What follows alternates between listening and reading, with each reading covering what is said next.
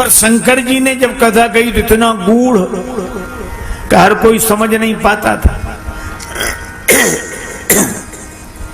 तब एक देवी और आगे बढ़ी, माता रत्नावली। तुलसी ने तन तपायो पायो पति परिणाम, पत्नी ने तन तपायो पायो पति परिणाम, पायो पति परिणाम, पायो पति परिणाम।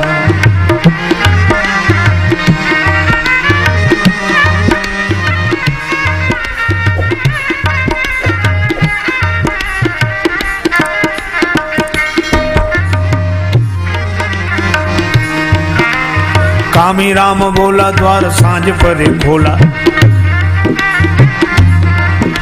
सुन देख ग्रह डोला, दुखी नारी के बिन, दुखी नारी के बिन, दुखी नारी के बिन। राम बोला जी महाराज घर पधारे, सूना भवन,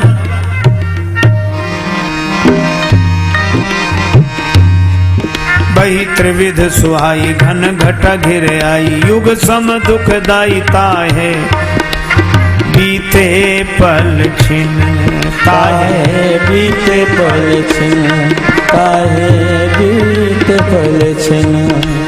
बादल घिराए, सुंदर सुहावन बयार चलने लगी। श्री तुलसीदास जी ने सूना भवन देखा, मन व्याकुल। इनकी अनुपस्थिति में श्री रत्नावली जी अपने माता पिता के यहाँ चली गई थी।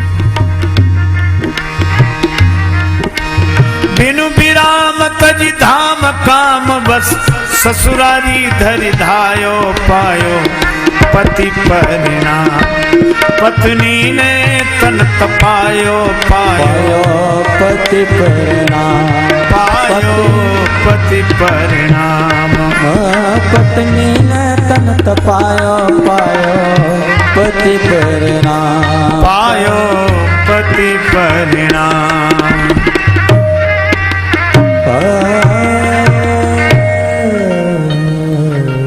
ससुराल पहुंच गए रात को। रात अंधेरी जाए पहुंचे ससुरारी, जाग बोली पिया प्यारी, तुम्हें पार कियो कौन? आपको पार किसने किया? श्री तुलसीदास जी बोले, मुओ मानव पकड़, मुर्दे को नौका समझकर पार आ गया। मुओ मानव पकड़, मुओ मानव पकड़, आयो सरिता को तर, रजु जानी विषधर, चढ़ी आयो तेरे भौन। सर्प को रस्सी समझकर तुम्हारे भवन में चढ़कर आ गया हूं। रत्नावली जी के आंखों में आंसू भर आए। धन्य तुम्हारो, धन्य तुम्हारो प्रेम प्रिया को, कहत ही आ भरी आयो पायो पति परिणाम।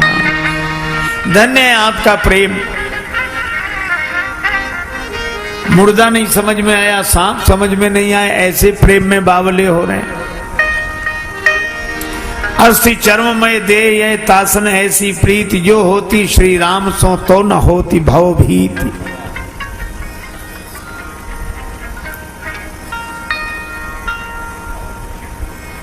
बात लग गई। जैसी प्रीति करी पति हमसो, जैसो प्रेम कियो पति हमसो, हरिसो क्यों न कियो। चले जाते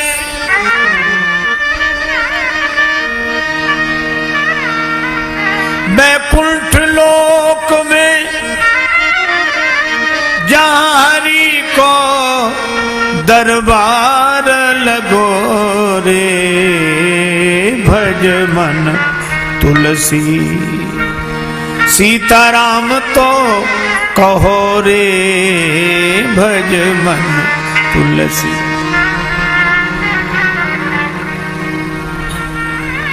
तुलसीदास जी को बोध हो गया। रत्नावली जी कह रही थी, सही हुलसी ने पीर दियो मानव शरीर, तुझ देह धरी धीर जन्म जमुना के तीर। लखो कंचन सीखे नारी अवगुण की गेह, मलमास भरी देह देखो चाम में रुचि। मलिन देशो नेह लग्यो त्यों हरिसो क्यों न लगायो, पायो पति परिणाम। बात लग गई, माथ नारी को नवाए, व्यापो अति कलेश तज दीनो वह भेष। पत्नी के उपदेश आंख ही ये की खुली, माथ नारी को नवाए, लीनी लेखनी उठाए, गए राम गुण गाए जय जय रत्नावली। तुमने हुलसी के तुलसी को कवि तुलसीदास बनायो, पायो पति परिणाम। पत्नी ने तन तपायो, पायो पति परिणाम। पत्नी ने तन तपायो, पायो पति परिणाम।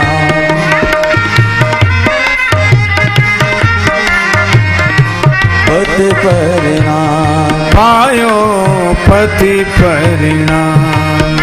पत्नी ने तन तपायो, पायो पति परिणाम।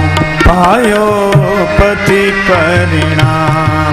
पायो पति परिणाम।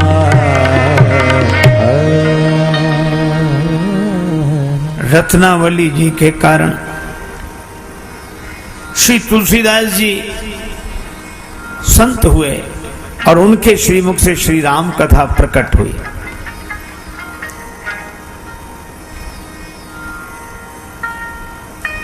पर इसका यह अर्थ नहीं है, एक सज्जन कहने लगे कि पहले तो तुलसीदास जी कुछ थे नहीं, उनकी पत्नी ने फटकार दिया, पत्नी के फटकारने से तुलसीदास हो गए। उन्होंने रामचरितमानस लिखा तो सब नारियों की निंदा की। क्यों? साइकोलॉजिकल इफेक्ट था, मनोवैज्ञानिक प्रभाव, पत्नी ने फटकार। अच्छा, लोग बड़े आसानी से कह देते हैं बात, पर आपने कभी विचार किया रत्नावली माता की महिमा कम नहीं है, लेकिन इसका यह अर्थ नहीं कि श्री तुलसीदास जी कुछ नहीं। पत्नी के फटकारने से तुलसीदास जी हो गए। अरे पत्नी के फटकारने से कोई तुलसीदास बनता तो आज घर घर में तुलसीदास होते।